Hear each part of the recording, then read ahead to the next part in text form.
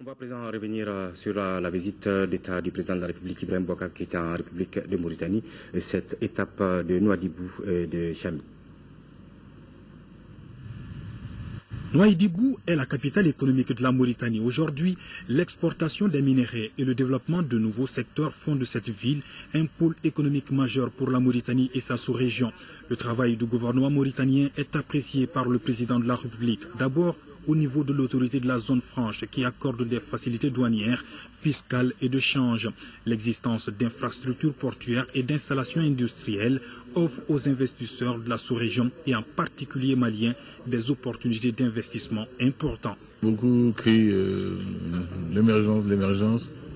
Ici, calmement, tranquillement, on est en train de créer les conditions structurelles de l'émergence, sans se payer de mots, de manière éclatante.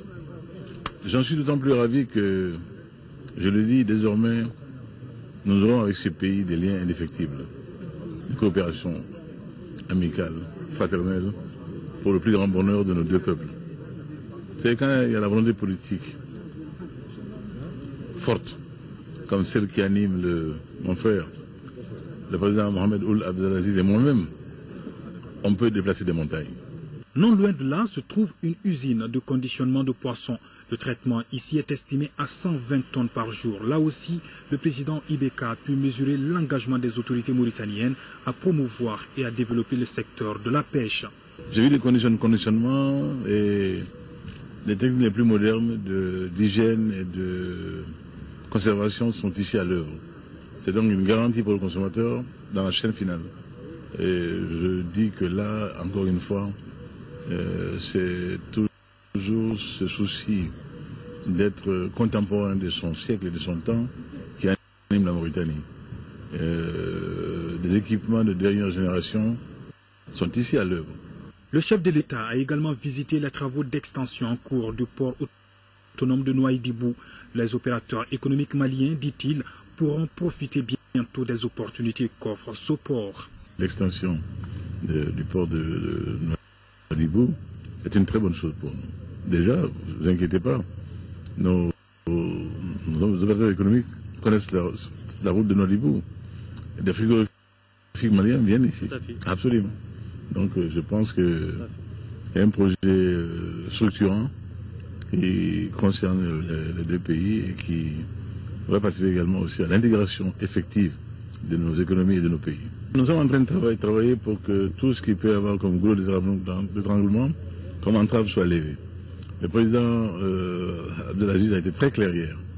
J'ai dit aux différents ministres, vous avez la feuille de route et nous allons vous suivre maintenant. Et nous, notre volonté politique est clairement exprimée. Ce que mon frère a dit est parfaitement mon sentiment, mon point de vue.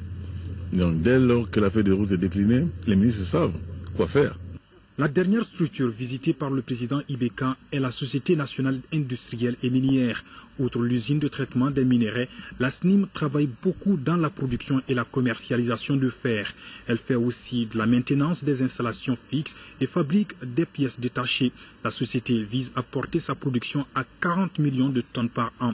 La SNIM est actuellement 13e mondial des exportateurs de minerais de fer. La grande compétence, la technicité,